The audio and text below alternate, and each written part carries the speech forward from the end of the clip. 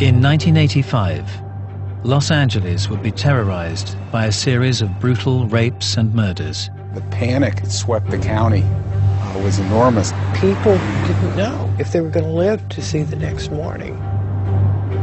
Men, women, the elderly and children were all in the sadistic killer's sights.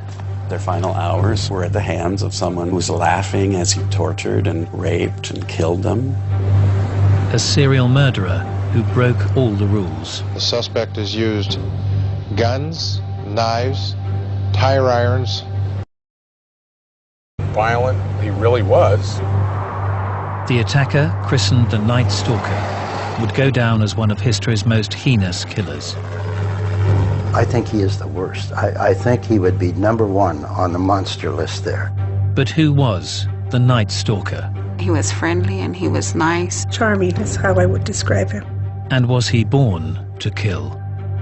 He just had this evil look in his eye, as if he were possessed.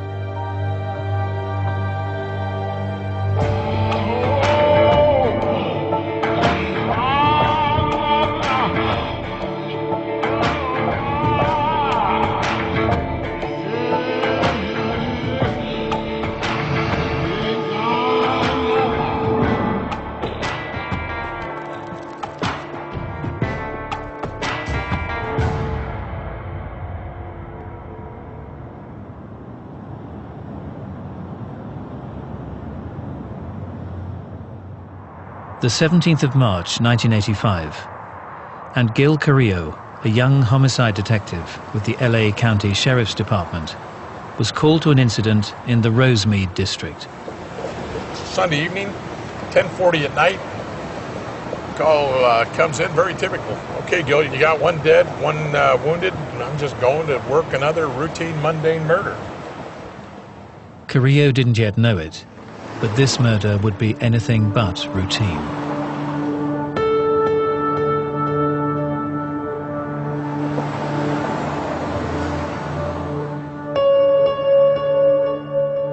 We entered the location on Village Lane. Dale Okazaki was lying on her back in the kitchen. She had sustained a gunshot wound to the head.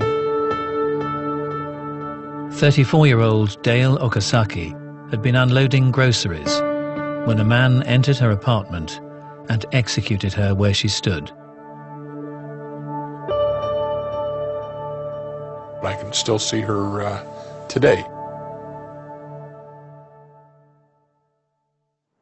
Dale's flatmate, 22-year-old Maria Hernandez, had also been shot at point-blank range, but had survived. She didn't recognize her attacker, and nothing had been taken from the property. We just had our work cut out for us. We didn't know if there was an angry boyfriend, if it was a home invasion robbery gone awry, what it was. Detectives then learned that the killer had struck again. It occurred about a half hour later. It was in the same general area of town, and the same gun was used.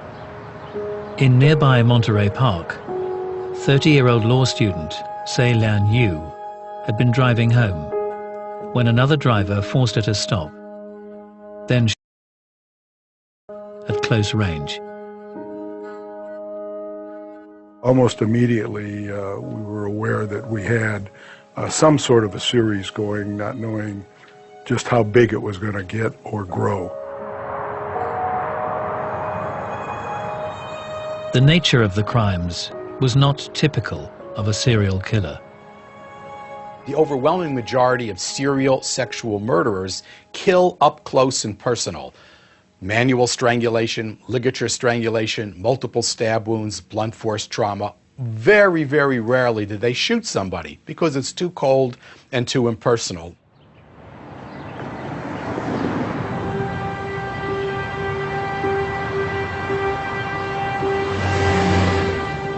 On the morning of March the 27th, the bodies of 64-year-old Vincent Zazara and his 44-year-old wife Maxine were discovered in their home in the pleasant suburb of Whittier.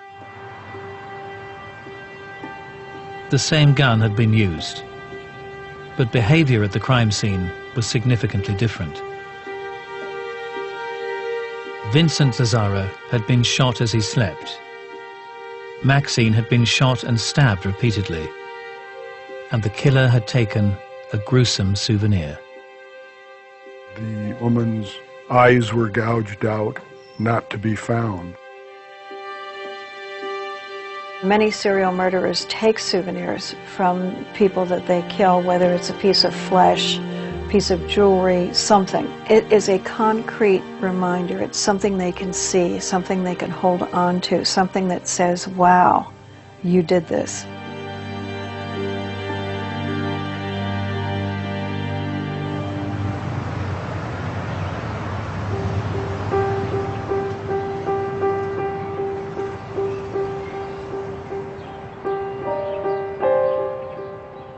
On April the 15th, 2 weeks after the murder and mutilation of the Zazzaras, the killer appeared to have struck again.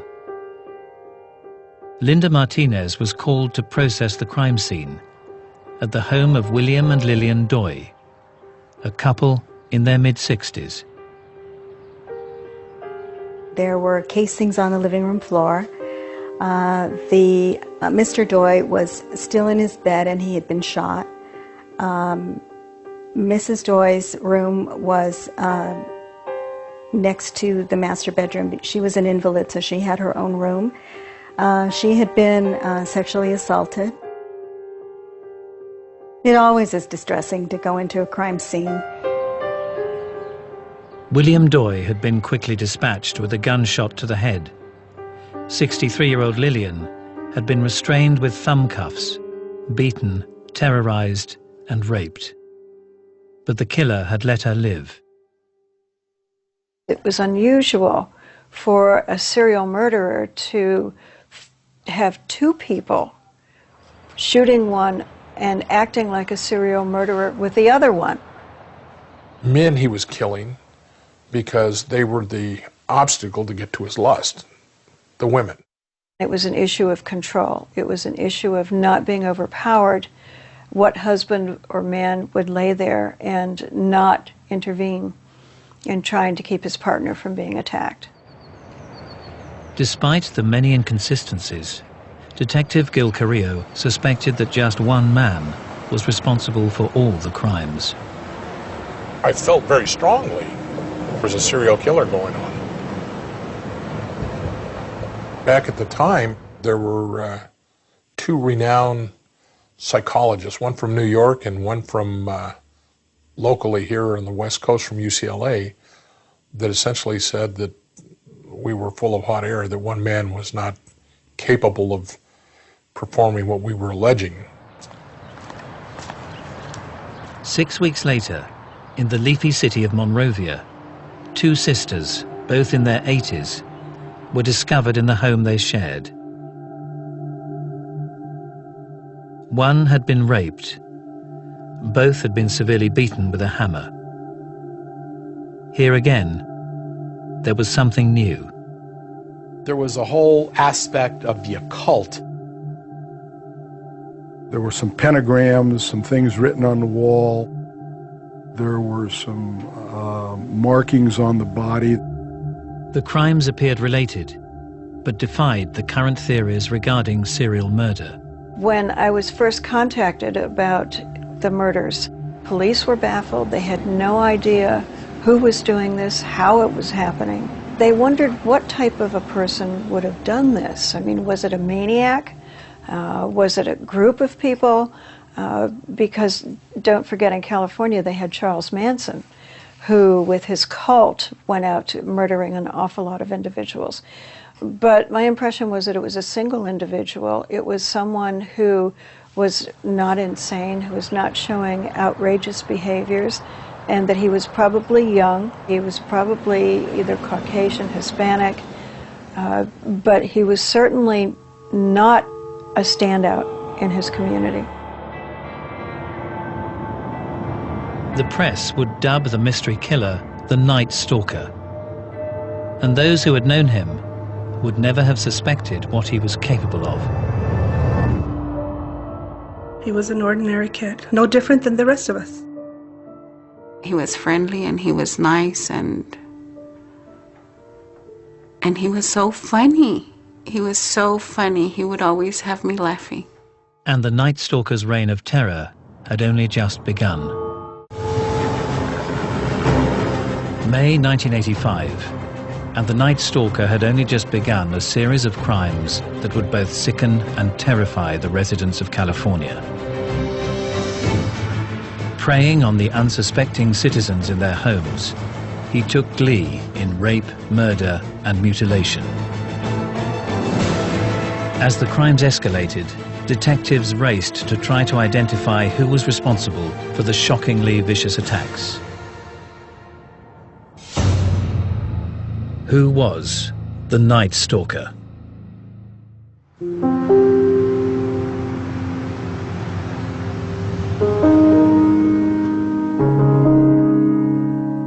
Richard Ramirez was born in 1960, the last of 5 children to Mexican immigrants living in the Texan border town of El Paso.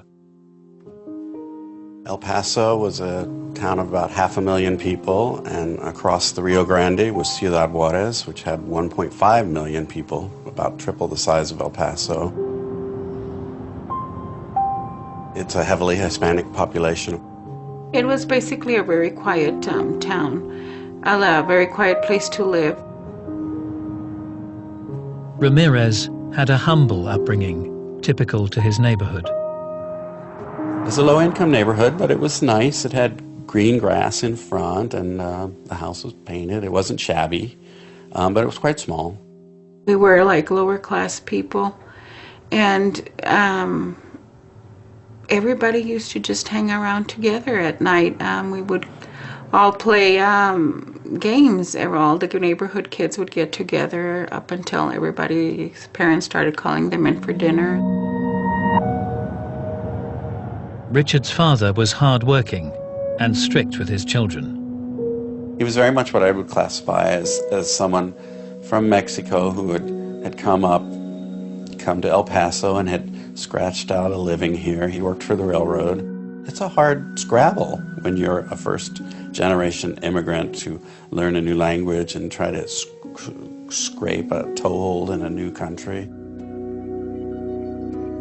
The young Richard Ramirez appeared no different from his friends and neighbors. They were all very nice. Normal neighborhood family, just like mine. He was an ordinary kid, just like the rest of us.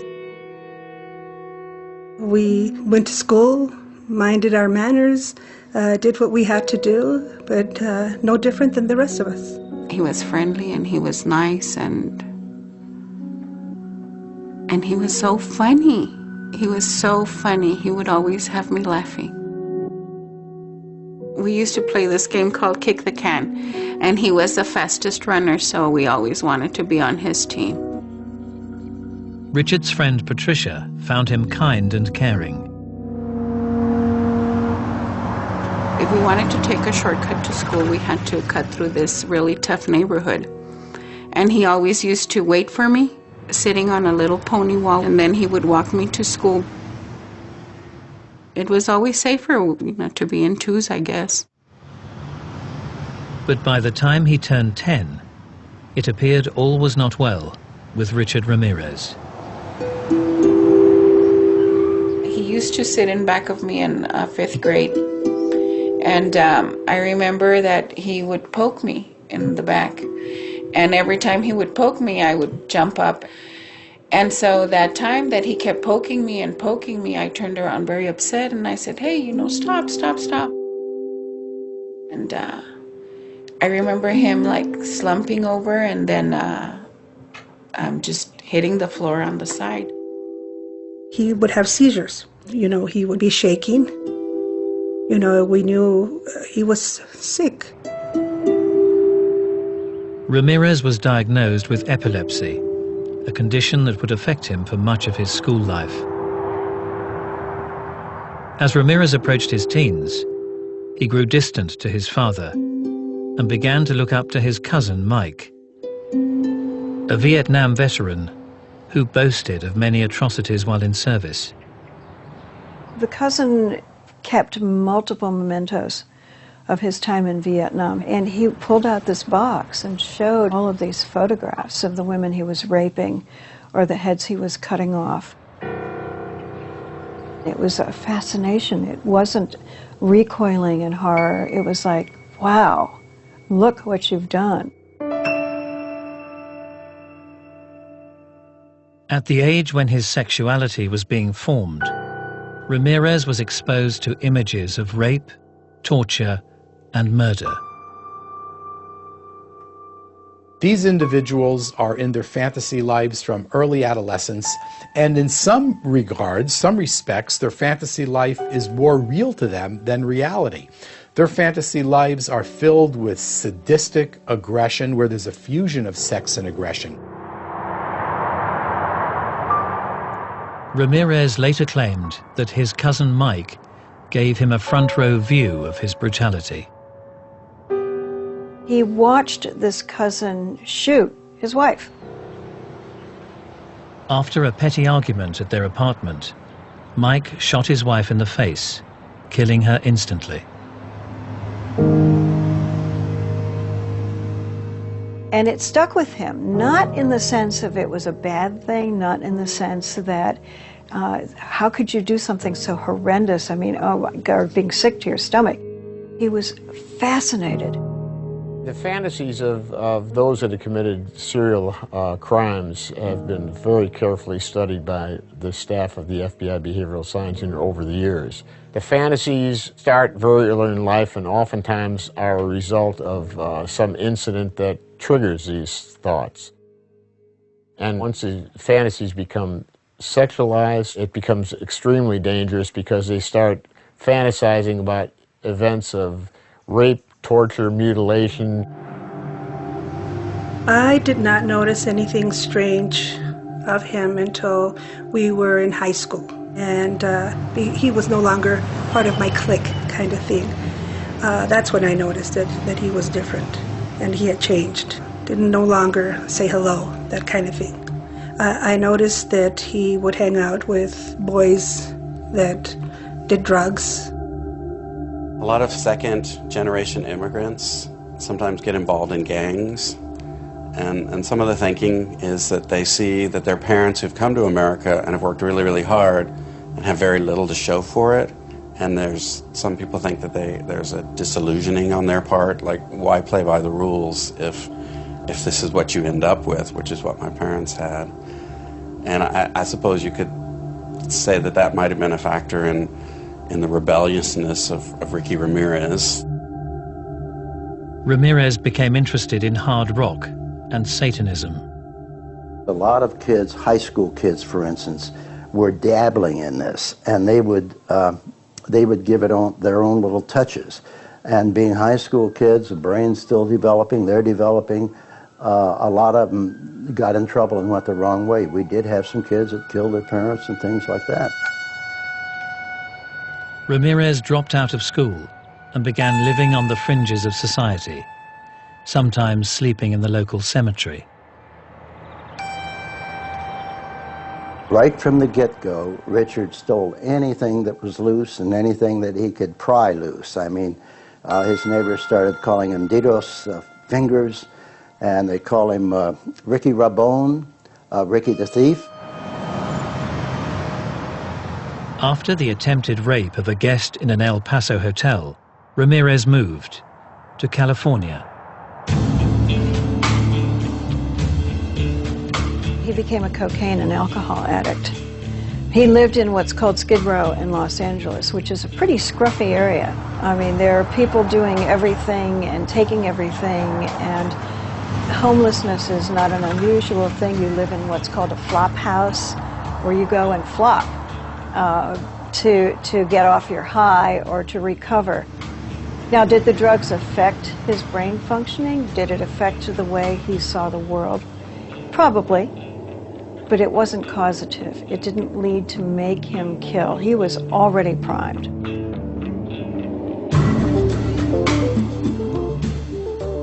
Ramirez lived day to day, taking drugs, using prostitutes, stealing cars, breaking and entering. So he would go out in the suburbs where often they did not lock their doors at night even. They didn't lock their windows. This was like heaven for him. This is exactly what he was looking for. And he would go through the unlocked doors and unlocked windows. Sometimes he would go in and burglarize when nobody was home at night. And then he got bolder and bolder and bolder. The vast majority of burglaries are for material gain. These are usually drug people who want to get some money to buy drugs, and they might do it with a friend or a partner and so on.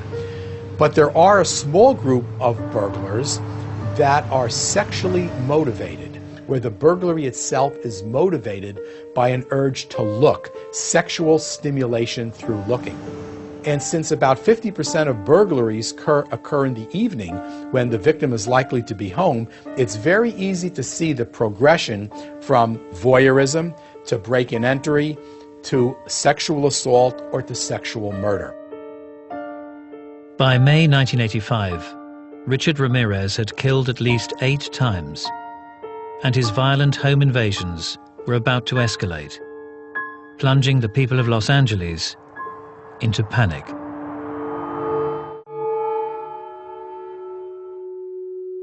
In 1985, Los Angeles County was in the grip of a vicious serial killer. Ordinary citizens were no longer safe in their homes, as the mysterious killer, christened the Night Stalker, raped, murdered and mutilated in the name of Satan.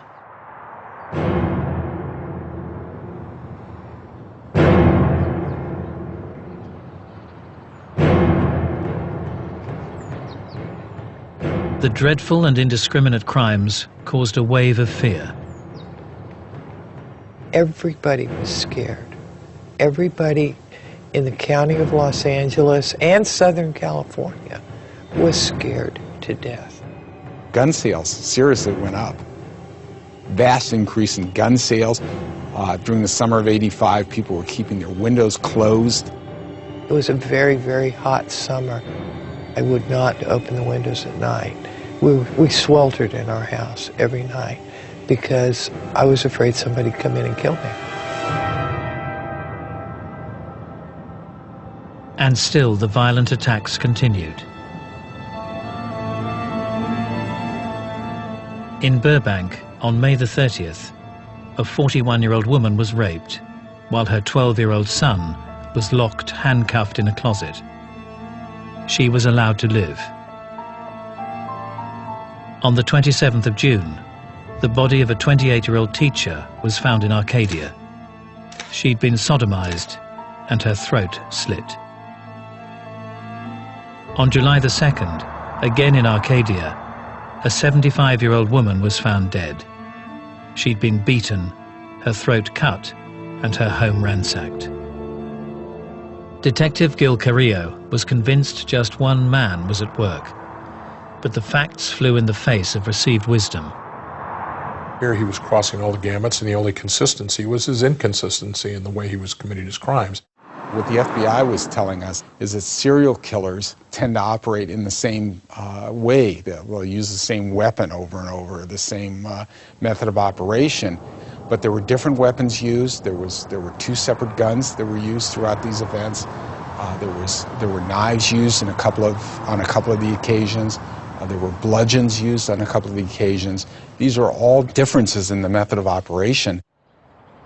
On July the 5th, the Night Stalker targeted a quiet suburban street in Sierra Madre. He entered the bedroom of 16-year-old schoolgirl Whitney Bennett. You talk about a nightmare. Her parents awakened to her crying and coming down the hall. They find her in her bedroom on the floor, covered in blood. The suspect had entered the house, confronted her in bed while she was asleep, and beat her with a tire iron, and tried to strangle her, and left her for dead. 4 feet of sutures ended up in her head, took to close the wound. As you work these cases, or you're in law enforcement for a long period of time, you see a lot, and it has to have an effect on you. I know it takes its toll somewhere down the line. I've seen it.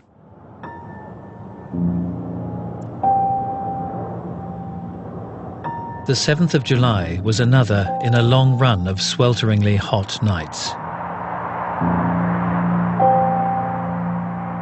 I'm home alone. It's the first time that I've ever slept with my gun on a nightstand. Everybody was afraid and pretty much kept their doors locked, windows locked, but the night was so hot and our summer was so hot, so here I had the doors open.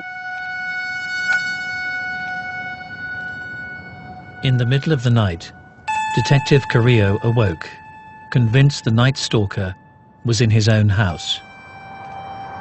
I woke up, I was sweating, I was nauseated, and I got my gun and I cleared my house as if I was looking for a burglar. All of a sudden the phone rang. I scared the bejesus out of me, and it was my desk telling me to call my friend Linda. In the early hours, crime scene investigator Linda Martinez had awoke with a start. About 3 o'clock in the morning, my friend says, someone's calling your name, somebody's yelling for you. Linda's neighbor was crying out for help. I went to the back fence and called across the street to the lady calling me and asked her what was wrong. And she told me that she had been robbed and raped and she was handcuffed to her bed. Once I heard her voice, I knew it was him. Sophie Dickman, a lady in her 60s, had been sexually assaulted. She was raped and... Detective Carrillo recognized all the hallmarks of a night stalker attack.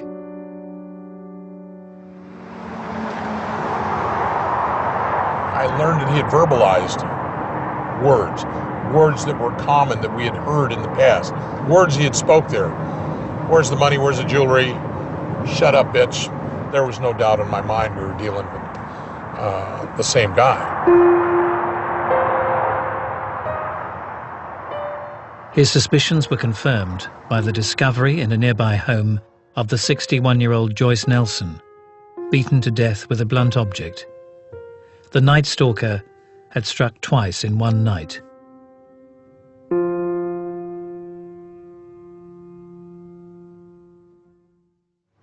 And he would repeat the trick just 2 weeks later, on the 20th of July, first shooting Max and Layla Needing at their home in Glendale, before moving on to Sun Valley. We had a couple that lived in a home. The male had been executed in his sleep. The woman had been sexually assaulted. And there was a young boy there that also had been assaulted. Ramirez had again dispatched the husband as he slept.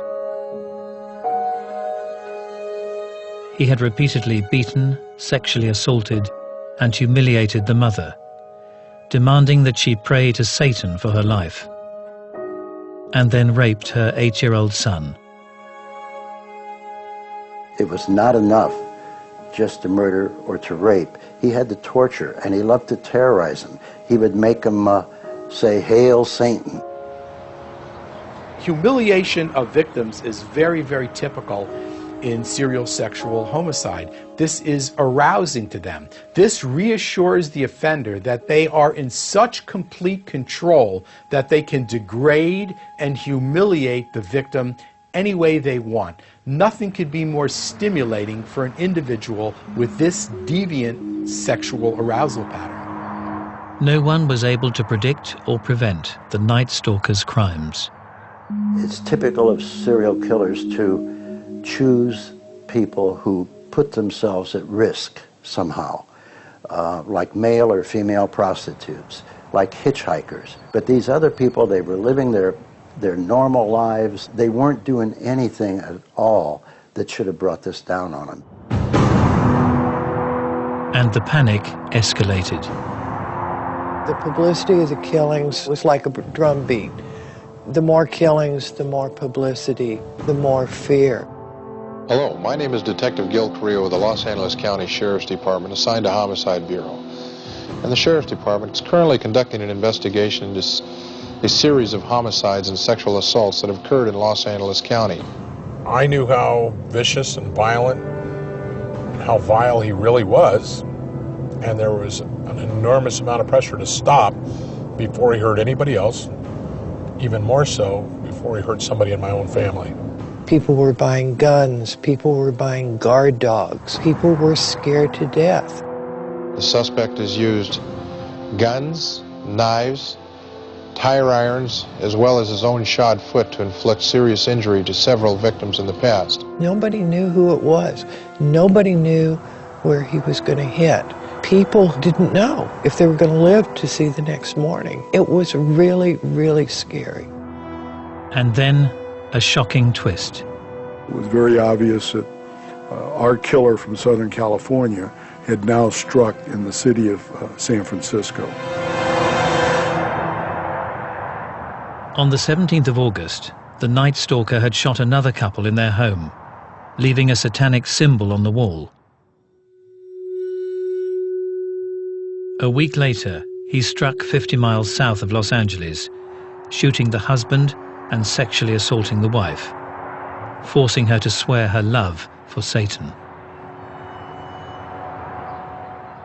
With the killer on the move, detectives were now working night and day to try to catch him before he struck again. Since the last taping, which was August 13, 1985, the suspect in this case, currently under investigation, has committed 2 more homicides. I have the pressure of the world on me.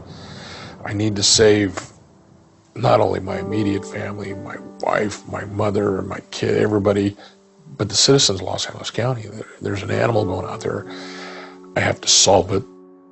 The vehicle used in this crime was a 1976 Toyota station wagon.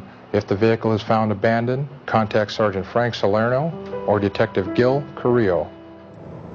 My wife found my 13-year-old daughter crying in the bedroom. And she said, "What's wrong?" And she said nothing, and my wife said, "No, something's wrong. What is it?"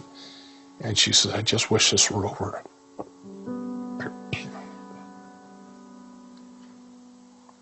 I just want my dad back."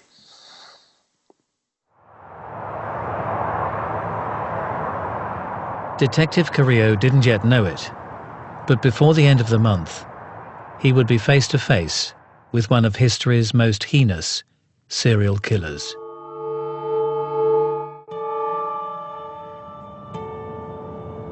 By August of 1985, the Night Stalker had killed at least 13, terrorized Los Angeles County, and pushed investigators to their limits.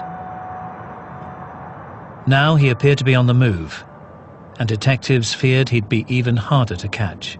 Where we'd had him localized in Los Angeles County, now all of a sudden he's in the city of San Francisco. That was of great concern.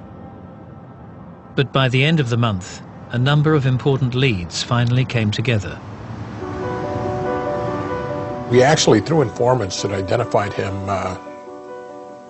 we knew where he hung out. We knew he liked drugs, and he used to hang around the Skid Row area. At the same time, there was a fingerprint recovered on the rearview mirror of a stolen car that the killer had used. And they made Richard Ramirez off that fingerprint. The sheriff of LA County, the chief of police of LA City, the chief of Glendale decided that they were going to release the picture of the killer, Richard Ramirez, to the press immediately. When they showed him, I told my husband, "Oh my God, look, that's Richie. That's Richie," but that was so weird because I can't comprehend him doing something like that, not with his personality. We were in shock. I just knew what I knew of him as a child, and I was just shocked. I was just shocked.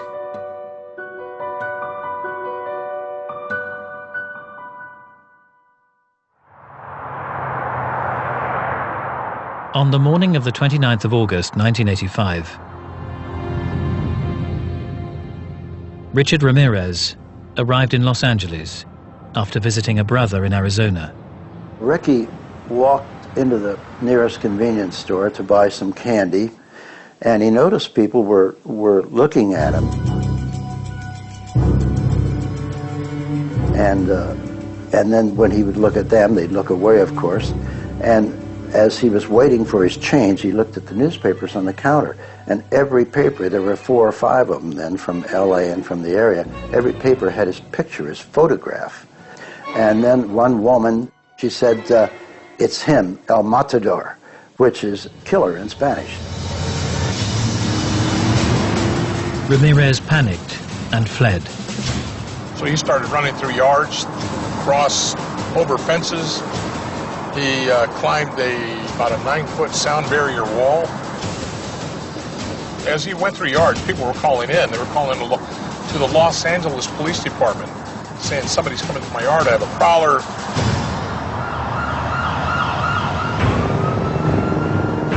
Members of the Los Angeles Police Department were already on his trail. They were following the 911 calls. Continued running east in a northeasterly direction and made it all the way to Hubbard Street. He tries to carjack a female resident. She screams. We were actually still asleep. We heard a bang, then a scream. We ran out here. We noticed a tall, dark, skinny guy running, and my dad right behind him. We just came running as fast as we can to assist my dad and the neighbors. Richard has been running for about 2 miles. Pretty much caught up to him about here and tackled him right here up against this fence. Citizens come out and surround him. And he was right here, just sitting down right here. He was bleeding because one of the neighbors had hit him with a fence post right over the head. He was perspiring and huffing and puffing and looked very tired and scary. He looked very scary, actually. People just started coming out with the newspapers and saying that's the killer, the matón, that's, you know, a Night Stalker. With Ramirez in custody, officers would now come face to face with the killer for the first time. When I saw him, he just had this evil look in his eye. He just looked so sinister, as if he were possessed. He just looked evil. I remember playing with his anxiety level, trying to make it go up and come down. I wanted to see what I could do to raise it or lower it. And Richard was almost to the point of hyperventilation. His head was down on the table and he's going, and for a millisecond, just for a millisecond, I'm becoming somewhat nervous. I knew that this guy was into Satanism, and all of a sudden when he starts hyperventilating, I'm saying to myself, if this guy starts levitating, I'm out of here. This is a guy that, although at times there were photographs taken of him that he looked like, wild man, he's not somebody would point out and say, there goes that crazy SOB, because he just doesn't come across that way. He was much more intelligent than I envisioned. People think of him as a crazed man. I didn't think he was crazy. He was much more articulate than most murder suspects that I've interviewed. Ramirez revealed he was well schooled in murder. The impression I got from him was that he was well read, even though he had dropped out of school, I think after the 9th grade or so, thereabouts. He was very interested in murder and killing and past serial killers, because he'd done a lot of reading on that. He could tell you everything about serial killers from the time the Romans fed the Christians to the lions to modern-day serial killers. When we took him to his first cell, and he found out that that was the cell that Angelo Bono, who was part of the Hillside Strangler duo, that's the cell he was in, he was excited. The Night Stalker had petrified California and haunted detectives Salerno and Carrillo for 5 months. Now he was finally behind bars. I remember seeing my mother and a couple of my sisters, and they came up and we all just I started crying. It was over. I said, it's okay. It's over.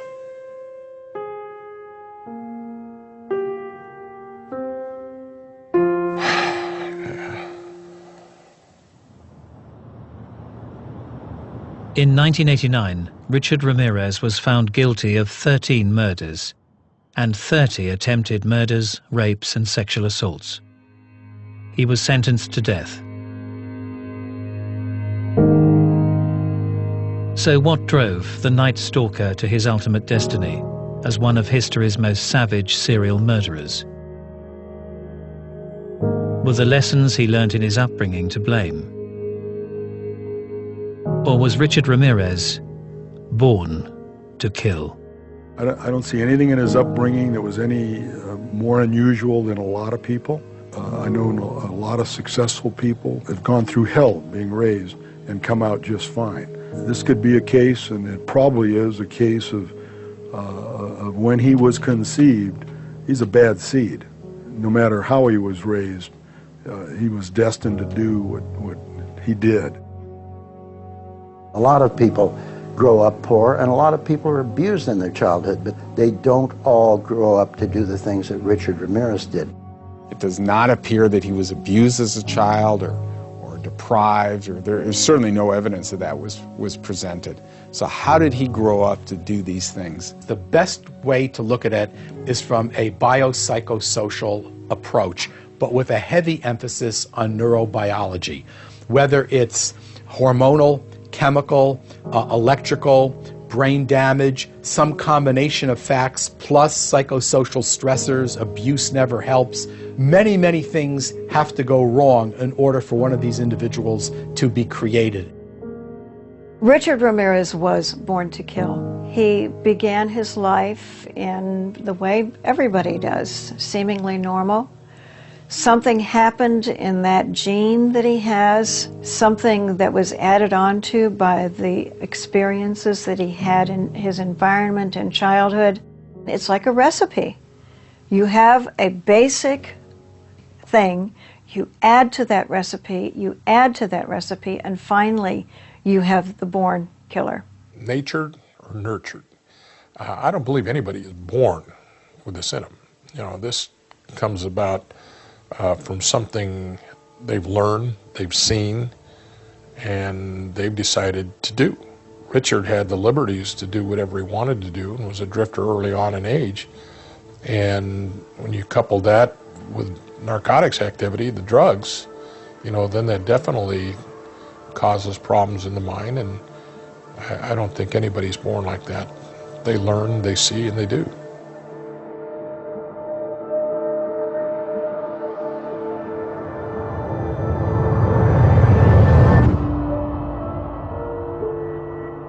The new series of Born to Kill continues next Sunday at the same time with the notorious Green River killer, Gary Ridgway. And to find out more about serial killers, check out our crime files online at crimeandinvestigation.co.uk/serial killers.